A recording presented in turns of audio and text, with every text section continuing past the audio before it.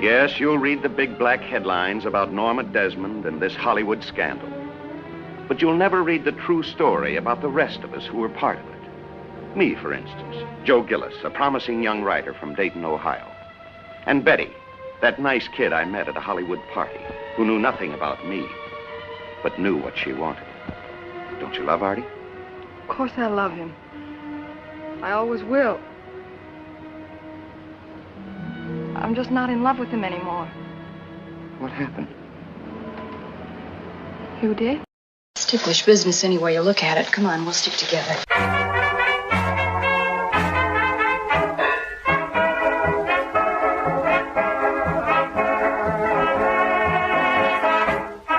It's Ticklish Business, the podcast devoted to honoring and deconstructing classic cinema. As always, I'm Kristen, joined once again by Samantha, who is back. Yay, we missed you.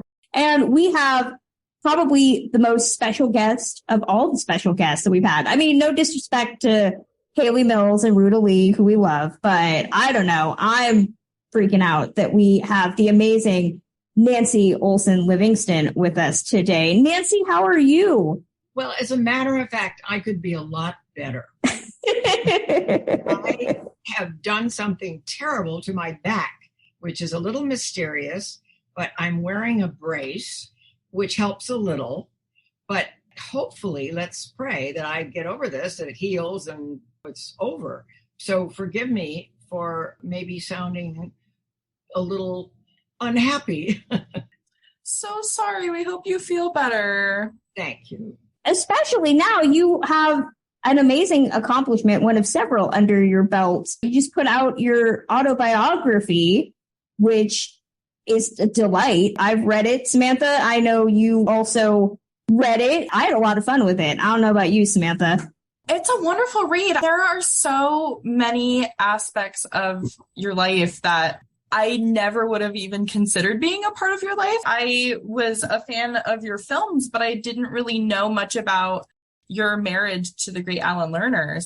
And then to Alan Livingston. That was just such a fascinating aspect of your life, and being around so many famous minds from the 20th century. I never would have guessed opening your book that that's what I would be reading about. Well, I'm delighted that you enjoyed it. I want to start with the generic question that I know everybody asks, but as a budding author and a person that writes all the time, I have to ask the question. What made you want to finally sit down and tell your story? In 1986, which is a long time ago, I was remarried, happily, living in Los Angeles. My daughters, Liza and Jenny, were living in New York. And Alan Lerner was in the hospital dying. They were calling me every day for support and to make them feel a little better. The morning of whatever that date in 1986, they called me and they said he died. I talked to them and I said, well, we'll talk later. I sat down and I started writing them a letter, which is the beginning of my book. In the letter, I tell them that I'm going to now tell you the story of your parents, their life together, their life with you, what happened in general. You will hear everything that I can remember and know. And then guess what? I put that letter away, and about 4 years later, I picked it up. And I thought, my goodness, I have not really done what I said I was going to do. So I started writing the book. I have an odd technique of writing. I start with a chapter, what I want to say, what I want you to know. So I write that in longhand and just deal with it. Then I had a young woman, there have been many over the years, come in and sit at the computer, and I sat right beside her, and I would start to tell her the story that I had written. Many times, so that I had, by the way, the experience of not only hearing my voice tell the story, but I would also be reading it on the computer. I had the benefit of hearing my voice tell the story Did it sound interesting? Was it correct? And I also had the ability to read on paper or on the computer what it looked like in print. And was it expressing exactly what I wanted to say? And I just finished it maybe a year ago. And it was sent to the publishers at the University of Wisconsin. I was born and raised, as you remember, in Milwaukee. Mm-hmm. There were 3 people involved in picking out which books. The woman was on vacation. The 2 men read the book and sent it. The university sent it to published authors. And they did a critique and sent it back. And I still have those critiques. They said at the very end, each one of them, you must publish this book. The other one, I highly recommend that you publish this book. Well, guess what happened? The woman came back and read the book. And she said, no. It's not academic enough. And I kind of forgot about it. But then my friend Alan Rohde sent it to Kentucky, to the University of Kentucky Press. And they said, yes, we want to publish this. So here we are. We should say Alan Rohde is a good friend of ours as well. We've been fortunate to have him on the podcast before. So yay, it all comes back in the classic film community. Yes. Not to mention University Press of Kentucky. We've talked to several of the authors and they seem like the most progressive publisher in terms of publishing classic film related books right now. It seems like a perfect fit. That's good to know. A lot of the really great biographies that I've read in the last few years, we just talked about the Jane Russell book that came out, the University Press of Kentucky. If you want to publish a classic movie book, you guys, it seems to be the place. Oh, that's interesting. I'm glad I'm in the right place. I'm a nerd that likes to talk about the process. And reading your book, it almost feels like I am listening to you tell a story. You have these moments where you talk about certain things and then it flows into talking about Sunset Boulevard or your relationships. When you're sitting down to start telling a story, most people, when they talk about tell me the story of your life, it's like beginning to end. But this has a very lyrical, I hate the word dreamlike because that's so overused. It does feel like you could really open this book to any chapter and learn something new. How did you want to approach telling your story? How did you look at what you wanted to tell about your time in this industry? I felt that I had a story beyond the movie business and my experiences in making motion pictures, and that I was married to 2 very interesting men with experiences with them. When I made Sunset Boulevard, which was the second film I made, I did a film called Canadian Pacific at 20th Century Fox with, I forget his name, but anyway, he was older than my father. And I was supposed to be someone who was partially Indian, Canadian Indian. And I'm a blue-eyed Scandinavian, and it's in color. And I thought, I don't believe this. They should rethink this. And I called the talent department, and they said, no, they want you. So at least I had the experience from that of working with a camera, a director, being on the set, interacting with other actors and the whole crew. So when I did Sunset Boulevard, I knew what to expect. When I did Sunset, I was still trying to finish my university at UCLA. And that program, it was almost impossible because I would arrive at the studio at 7 a.m. for hair and makeup. Then we started shooting at 9. And the A pictures, the big pictures, you finished at 6, no matter what. Many independent films went on till 9. And that was 6 days a week, by the way. And here I was, just about to be 21. And I'm on a dark soundstage with the crew that I was interacting with. And my friends at UCLA, they treated me differently because I was now on my way to be, quote unquote, a movie star. I didn't have time to be with them anyway. I spent the entire day there with a makeup man, hairdresser, the assistant director, my cast. And I thought, is this what being a movie star is all about? Also, I was working with the publicist who was exaggerating who I was. An example of when I was doing a movie in Hawaii, they published a story in one of the trades, all of the trades, that I had been on a cliff at midnight in Honolulu, took off all my clothes, and jumped in. Now, I'm sorry, that never happened, nor would it ever happen. So I talked to him and I said, you cannot publish anything like this ever again, please. So I began to realize that we were commodities. And that's what Sunset Boulevard is all about, by the way. It tells the truth about being a movie star. And when the commodity is something you want to sell, so you hype it, you make it more glamorous than it is, more sexy, more whatever. And if you're a very vulnerable person, like Marilyn Monroe, it ends up in a tragedy. And that's really the story of Sunset Boulevard, how really it was about profit, creating a movie star. And then you were thrown away when you were not as beautiful or as sexy or as whatever. Now, there's obviously professional actors and actresses like Meryl Streep. Anyway, when I got married, after making 4 films at Paramount, I don't want to be a movie star anymore. None of them were released, including Sunset Boulevard.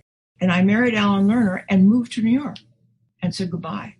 Didn't mean that I wanted to end up acting, because I did 3 plays on Broadway.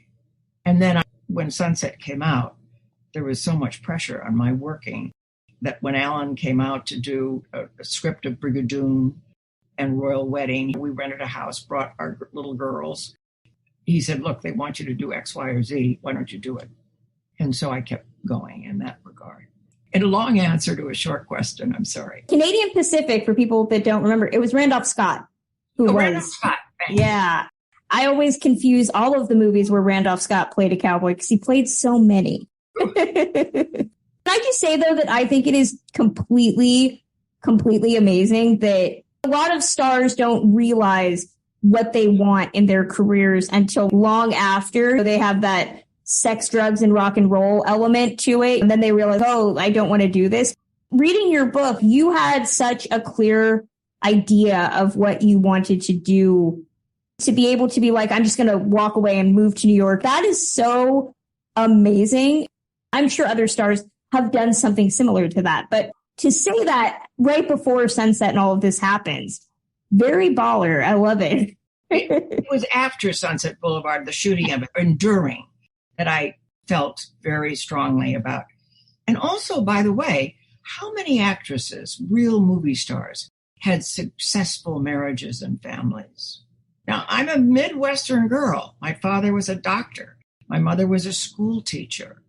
I had an image of my life with being a wife, a mother, and having a partner in the world. And that was rare. It's interesting. I've thought about it, actually. Why is that? It's really amazing how grounded you've been through all the years, because there are so many movie stars, especially from the golden era, that were so quick to flash their gems and husbands and all their drama. By the way, my nickname in college, my first year at University of Wisconsin, my nickname was Wholesome Olson. So I was truly a Midwestern girl. My parents were much more interested that I finish college than I be a movie star. That was more important to them, to complete that, which I never did, by the way, almost. But I just got overwhelmed. I just could not handle it all. Certainly my education continued, but not necessarily in school. Right. I mean, you had so many different life experiences. One of the other things that's so amazing about your career is you talk about how miscast you felt for Canadian Pacific, but then life hands you this script for Sunset Boulevard, and it's just such a good fit. That's really what all of the critics seem to agree after its release, is just the way that you present her on screen is so refreshing. This young woman who wants to be a writer. And I think it's really inspired so many generations of female writers moving forward. Oh my goodness. I hope you're right about that. What's interesting, I would go to school in the morning and I'd rush to Paramount to go and visit and just walk around and look at Bing Crosby and Barbara Stanwyck and Betty Hutton and all these people, Jerry Lewis and Dean. And then I'd go into the commissary and I'd love sitting next to the writer's table because the jokes they told and the laughter that they brought to it, I enjoyed that. Billy Wilder would try and capture me while I'm walking around the studio and doing all of this. He wanted to talk to me over and over again. And he wanted to know, what is it like to be born in the Midwest? What is it like at the university at UCLA? What was it like being a doctor's daughter, etc. And when I read the script about being a aspiring writer, is the character, it was very important for him to cast somebody that you would believe would be a possible writer in the future. So he wanted to hear how I expressed myself, how I spoke, the language I used. All of that convinced him that people would believe that. And it was very interesting. Edith Head, who was doing the wardrobe at that time at Paramount, she picked out a lot of outfits, and I would go to the set, show them to Billy. He'd say, no. I like what Nancy had on yesterday. That was when I visited the set. It was my own clothes. And by the way, I did not have a great wardrobe, but it was me. Everything about how brilliant he was when you think about it. Everything that he wanted was simply that girl that he talked to on the lot and who she was. To be in one of the greatest films ever made is an extraordinary happening. It's rewarding and it's kind of scary. But it's such an opportunity to sit with the gift of these very, very talented people. I mean, Bill Holden. We did 4 pictures together, by the way. I thought that was so amazing because this was really almost towards the end of the studio system. Studios pairing a man and a woman in several films together didn't happen too often by the 50s. That struck me as really fascinating, and I'd love to see it because who doesn't love Bill Holden, of course? We are big Bill Holden fans on this podcast. Well, I want you to know, so am I, and so was I. We became really, really close friends. Now, for instance, we were out doing Force of Arms. This was for Warner Brothers. I was in my early pregnancy, my first pregnancy, and I had nausea in the morning. And he would hold my head when I threw up. He was so dear. He was taking care of me. And also, I can say this, it's hard to understand that we loved to hug each other and kiss. That we did this so spontaneously and naturally and with great pleasure, let me tell you. Now, he made a small move to go a little further during the shooting of Sunset. And I made it so clear that just was not going to be me. And it was out of the question. And he never, ever did it again. Let me end about Bill. We were friends and saw each other every couple of years at a party or an event. And we loved to say hi, and we would talk to what's doing, and where are you going, and what's happening.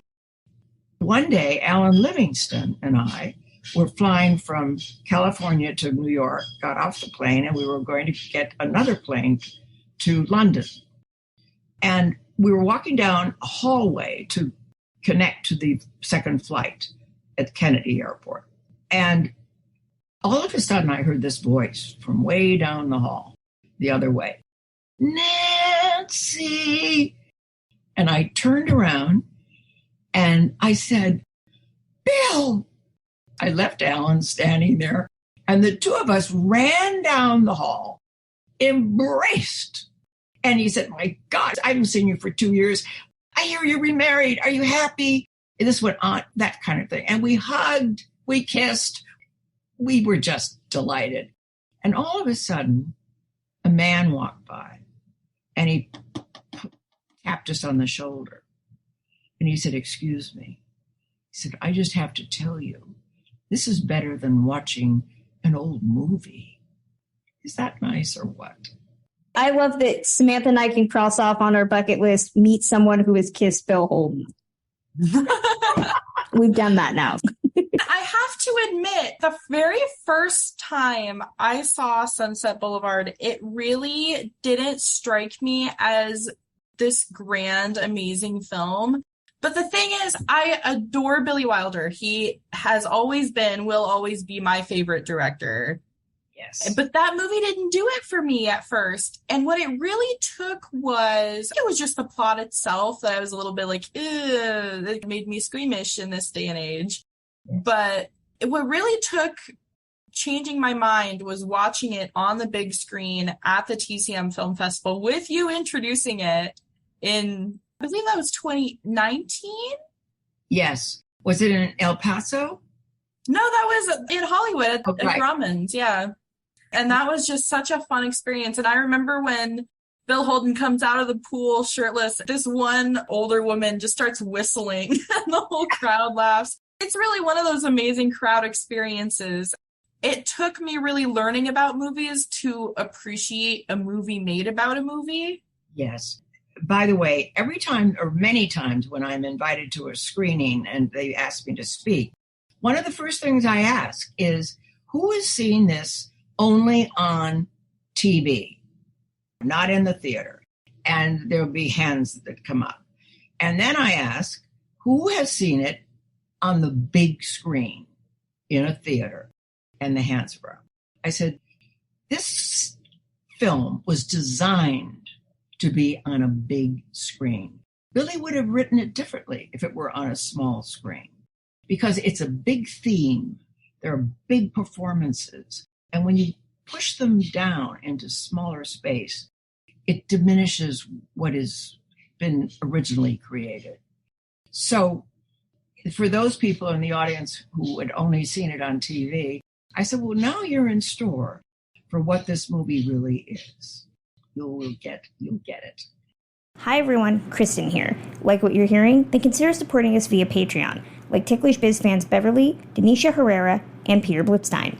You get access to exclusive content, including 2 Patreon-only series, merchandise, and special gifts. You can even be a guest on a future episode. We've also revamped our tiers and are over halfway to compelling Samantha to watch either The Godfather or Little Women, as well as episodes devoted to the 1976 biopic Gable and Lombard, It's a Howler, and the 1970 weepy Love Story. All your support goes right back into making Ticklish Business the premier podcast for classic film lovers. That's patreon.com/ticklishbiz. Now, back to the show. You've worked with some of, not just heavy hitter directors, but just some of the heavy hitting actors of the era, whether that's Bill Holden, Randolph Scott, John Wayne. Those are some titans of acting. And reading your book, we talk a lot on this podcast about actresses who experienced so much abuse or so many different things that they had to keep quiet or they were labeled difficult. You're talking about up and telling JFK you're not down for a relationship in the way that he wanted it. You have that moment in the book where you talk about Bill Holden and setting the tone with him. Were you ever intimidated by any of your male co-stars? Or I was so impressed. It was so many golf claps reading every page. Oh, I'm delighted to hear that. No, John Wayne, I thought would be a very interesting experience for me at a time in my personal life that was not going very well. And I thought this will give me a relief. I read the script and I thought, this is not a good script. This movie will be shown on Saturday nights at the second film. To be in Hawaii, to get to know this icon of the 20th century was an amazing experience for me. And we became very good friends. John never, by the way, people on the set called him Duke. I never called him Duke. I thought it was an affectation. So I only called him John, and he never corrected me, which was interesting. He understood the camera and the spontaneity of acting. Well, he and Bill. He was an artist. He understood it. He graduated from SC, and I never thought of him as being overly... If he said he graduated from high school, I would have believed him. He was not the typical university graduate. But also there was a great mystery about him. He never, ever stepped over that line with me, ever. But he opened his arms to an affection and a friendship that lasted forever. There was a mystery about him, and I've written about it. It's something that I never quite understood. I find it really interesting that you've worked with such a variety of stars at different points in their career. And you talk about John Wayne, and you were in a movie with John Wayne pretty much, I don't want to say towards the end of his career, but I mean, he had been making movies for decades at that point. And then you turn around and star in one of Tab Hunter's first movies. You mean Battle Cry? Mm-hmm. Well, but it was Aldo Ray and I who had the relationship. And True. Aldo, first of all, he had this is going to sound very self-centered, but he had a crush on me. And it was at a time when my marriage had really generally collapsed. And it was rewarding in a way, but we never followed through. Don't misunderstand. But he loved our love scenes, and he insisted on doing them over and over again. He said, no, that's not quite right. I want to do it again. We became very close. I remember when he died, I wept.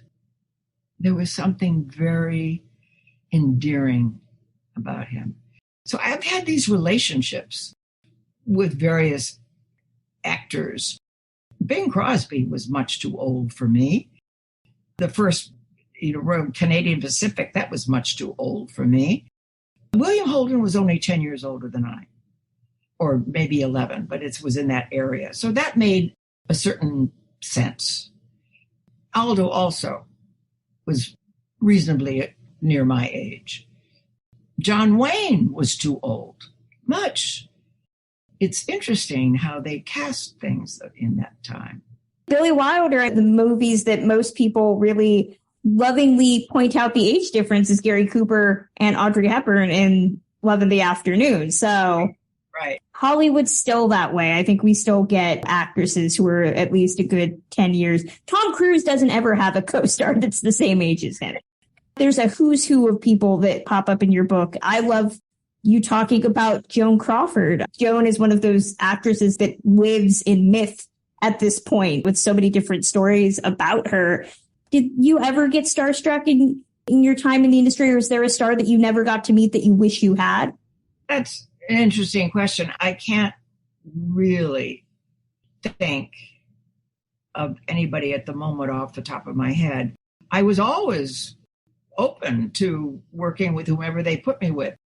It's too bad about the movie with Bing because I was really much too young. And it destroyed the movie. It hurt the movie. And that's unfortunate.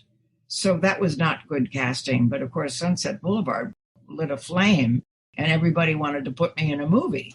The really interesting thing about Mr. Music, though, is it's cited as the first movie where Bing is paired with a non-singing actress. But then you also have, this is Peggy Lee's first credited performance. So I think that's a really amazing female singer that came up right around that same time, which is fantastic.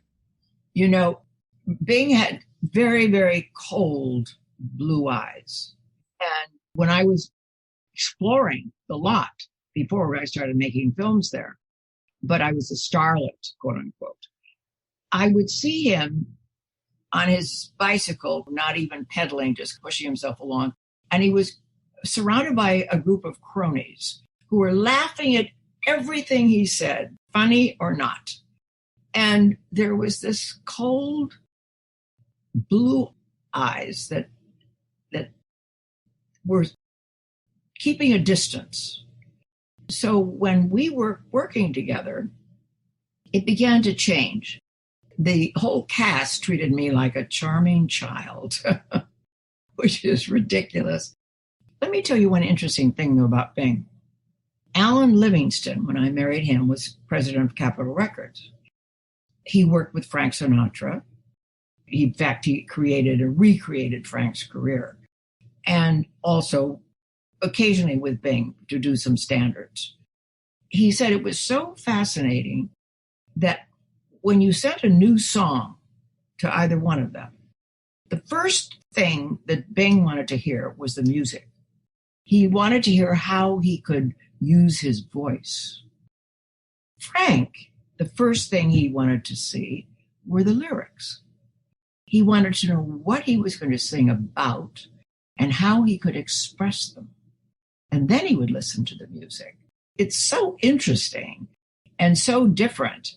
But when you hear them sing, if you do in the near future, just remember that, because you'll hear Frank expressing what the song is about in the way he uses his voice. And you hear Bing being this great baritone.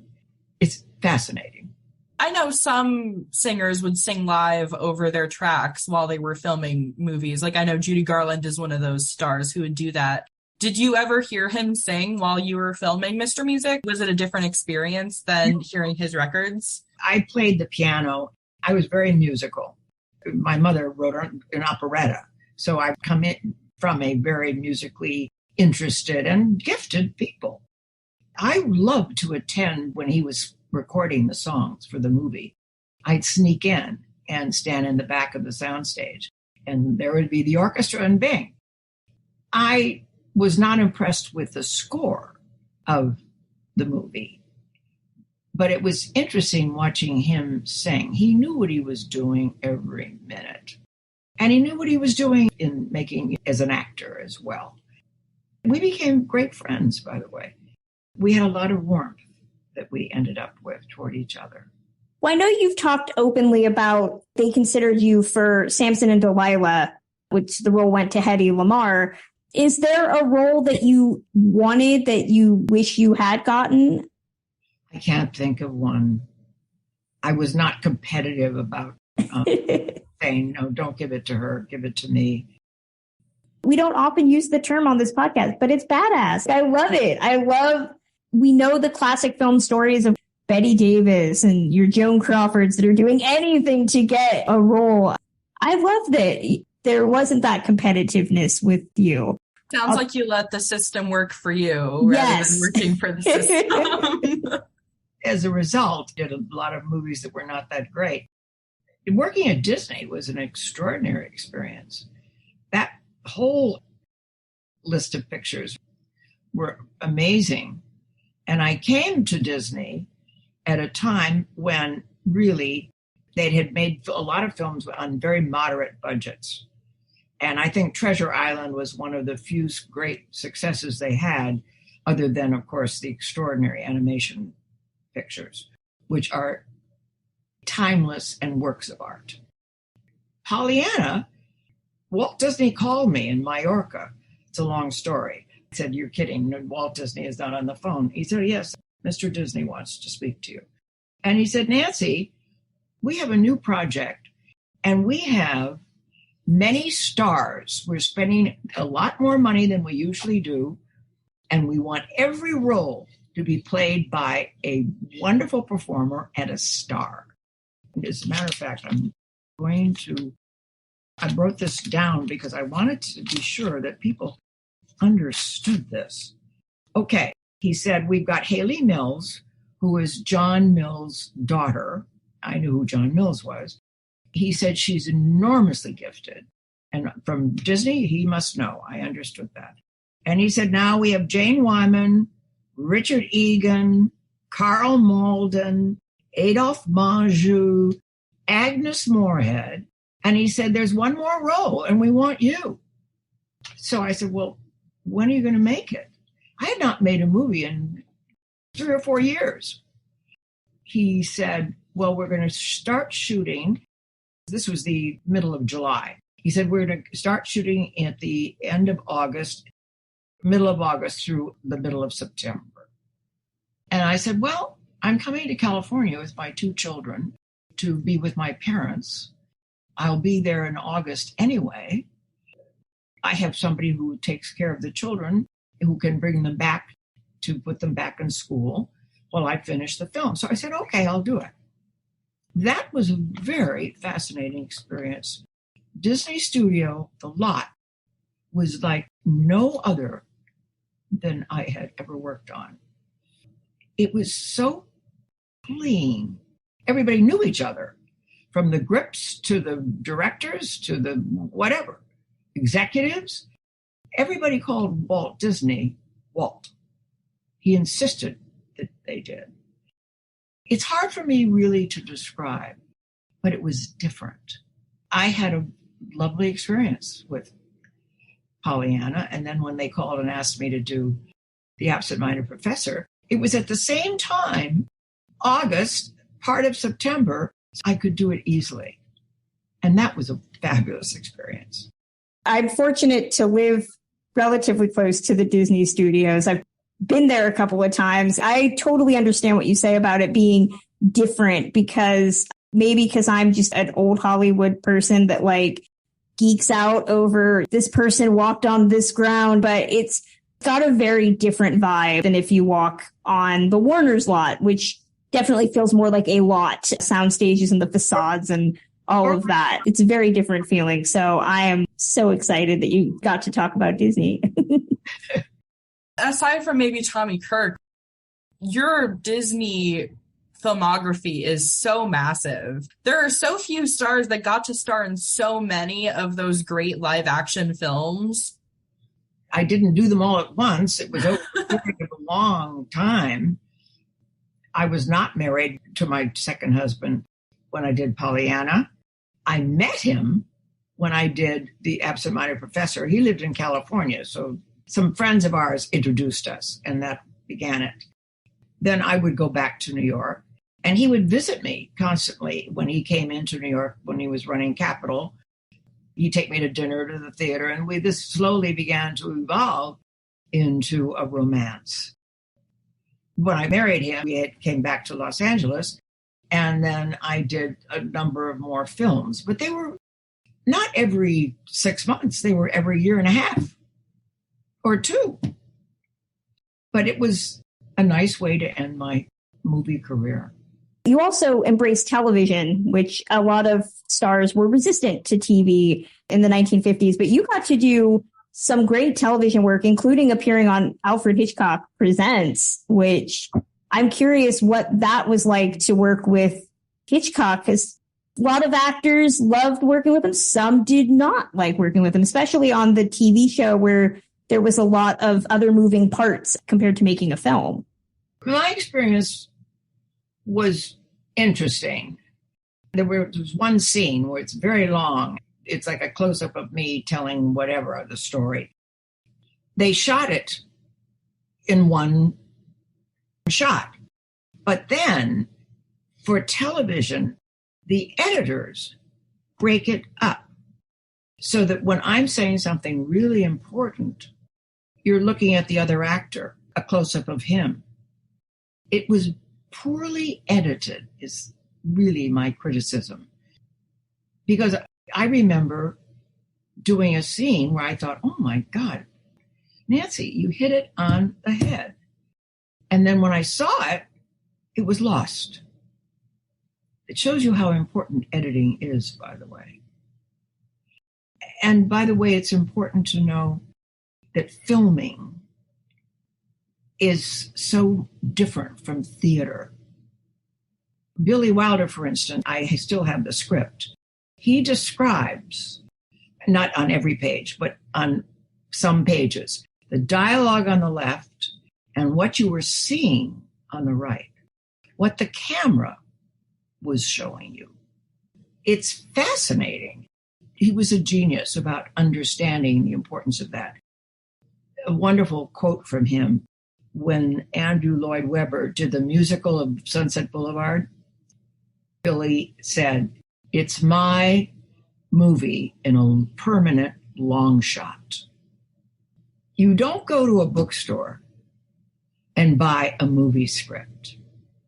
You buy great theater. You buy Shakespeare and Moliere and Tennessee Williams, etc. You don't buy a movie script because it's the camera that tells so much of the story. You can come in and do a close-up at the end of a scene, somebody with one little tear coming down their cheek. Actor doesn't have to say a thing. The camera tells the story.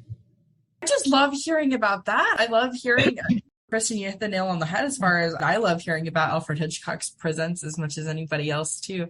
You bring up Billy Wilder talking about how Betty should be dressed. My mind went straight to Alfred Hitchcock and Eva Marie Saint talking about how her character should be dressed in North by Northwest. It's really interesting hearing exactly what these genius directors like to focus on in their films. Yes, it is interesting. So great that I drew that parallel and then you worked with him too. This is why, Nancy, you're the best. We're so honored that we got to hear you tell these stories. And of course, they're all written down in your amazing autobiography, A Front Row Seat, which people can go buy or check out at their local library, however you get books nowadays. It's coming out somewhere between the 11th and 17th of October. If you go on Amazon, you can order it. You can pre-order it.